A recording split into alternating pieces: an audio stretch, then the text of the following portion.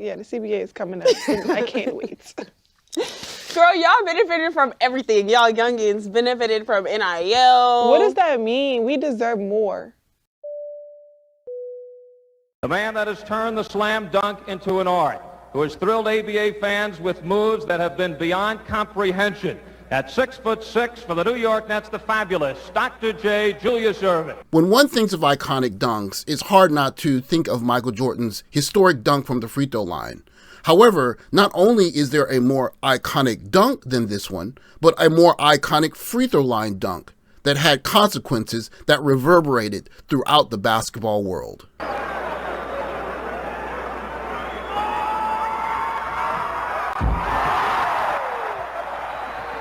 And that sends everyone reeling.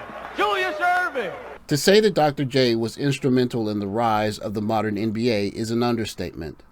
Dr. J joined the NBA in 1976 when he was 26 years old, after being the preeminent player in the American Basketball Association. With his ferocious dunks, slashing moves to the rim, and powerful wing play, he was Michael Jordan and LeBron James and Kobe Bryant and Magic Johnson and Larry Bird before they were. His high-flying style of play, his highlight-worthy dunks, and his superstar demeanor mesmerized growing numbers of young people and basketball fans before the NBA became a household word. One would have thought that a player of such stature would have gotten paid in a manner comparable to being the best player in the world, but that was far from his reality.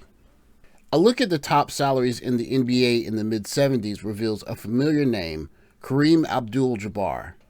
It would of course have been very difficult to think of a player more worthy of having been the highest paid player on the planet than he was at the time. But at the same time, the ABA was merging with the NBA. However, not in the smoothest of fashions. The Squires, who were financially struggling, had to trade Julius Erving to the New York Nets, who paid him 8 years at $300,000 a year, a salary very comparable to what the stars of the WNBA are now making as they set out to grow their league into a national brand.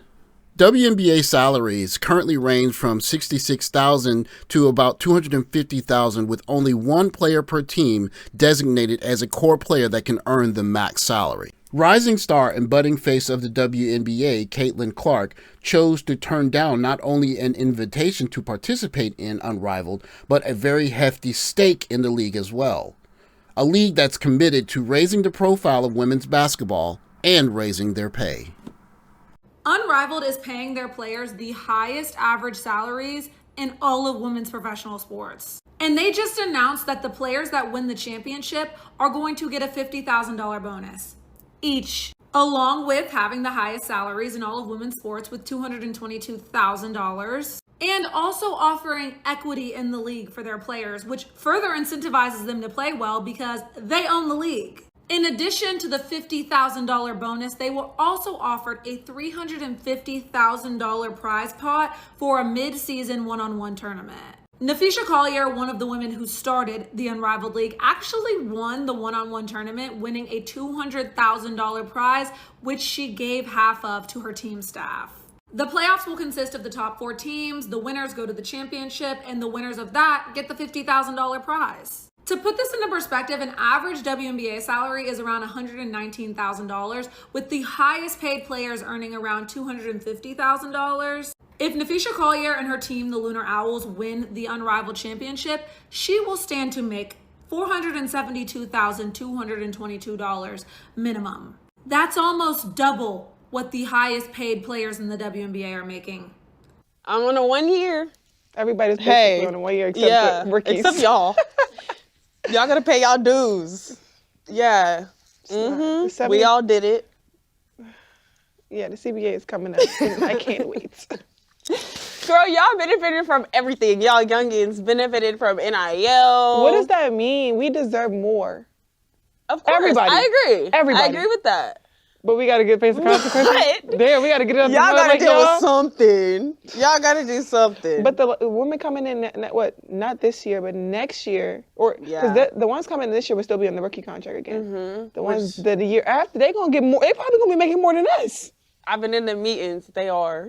I need to get in the field. You need to come to the I meetings. gotta get in the meetings because I'm hearing like, yeah, they don't give us. If y'all don't give us what we want, like, we sitting out. That's a possibility for real. Yeah. It was kind of a possibility on the last one, but like now I feel like just with the leverage that you know we have right now, and it's just a time that women's basketball is going crazy. They're really, it's gonna be a time next year. Ooh, so I'm excited. But we deserve it. It's going to be stolen, I think, by the doctor. Yes, he's got it. Here he comes. Way rock the baby to sleep and slam dunk. Dr. J was a beautiful basketball player to watch. And no grace, style, fly through the air. He dominated games when he wanted to. Dominated. And he just said, okay, that's it. My show tonight, I'm going to affect the whole game. He just dominated with grace and style. A rookie in 1972, it was almost a decade before Julius Erving took his rightful place at the top of the salary pyramid of the NBA and the basketball world. Along with the rise of Dr. J came a rise in the salaries, as it was 1979 when a player finally broke the $1 million salary barrier. And a year later, it was Julius Erving himself breaking it for the first time. The reason why Dr. J was so instrumental in the rise of the NBA can be heard from the NBA players that succeeded him and idolized him. I guess I would have never had those visions if I hadn't have seen Dr. J in his time. I definitely remember Julius Erving. I was at that stage, I guess, where I really got into basketball when he was sort of in his prime. Dr. J, to me, was the NBA. What we know about the league Unrivaled is that it is looking to capitalize on the growing interest of record-setting ratings in the WNBA in 2024, and that the league is primarily funded by fundraisers like Coco Gauff and Alex Morgan looking to raise the profile of women's sport. The league Unrivaled, founded by two WNBA superstars, have primarily relied on fundraising as the primary vehicle to grow the league and to expand its quote-unquote immense potential and opportunity. The inaugural season of Unrivaled was a league of 36 participants, all who were WNBA players last year, 2024. Of those 36 players, 15 of them were WNBA All-Stars, headlined by an all-star list of the best of women's basketball players in the league. I've been in the meetings. They are. I need to get in the field. You need to come to the meetings. I gotta get in the meetings because I'm hearing like, yeah, they don't give us. If y'all don't give us what we want, like. It was kind of a possibility on the last one, but like now I feel like just with the leverage that you know we have right now, and it's just a time that women's basketball is going crazy. They're really, it's gonna be a time next year. The 1970s were a decade that challenged if the very existence of the NBA were possible. At a time when the NFL and Major League Baseball held a tight grip on the imagination of sports fans, it was the NBA that was relegated to late-night, tape-delayed broadcast and a shaky future that may not have lasted past a decade.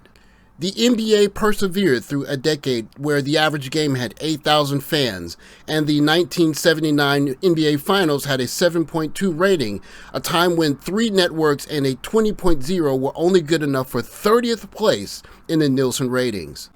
It was the summer of 1980 when the NBA had its magic moment, a moment that only die-hard fans and those in attendance were able to watch, as most of the country watched it on tape delay or missed it altogether. A moment where a rookie, Magic Johnson, playing center in place of an injured Kareem Abdul-Jabbar, went for 42 points, 15 rebounds, and won the MVP. The question to be asked for the future of Unrivaled and the WNBA at a time where players are openly talking of a work stoppage is, can funding catapult women's basketball to the same place that the difficulties of the 1970s did for the NBA? Or was it this struggle of the 1970s and the fan loyalty that it inspired that made the NBA what it is today? Is it possible to skip the step of the magic moment that turned a fringe sport into a national pastime? Or can funding from donors, including the NBA, do the same?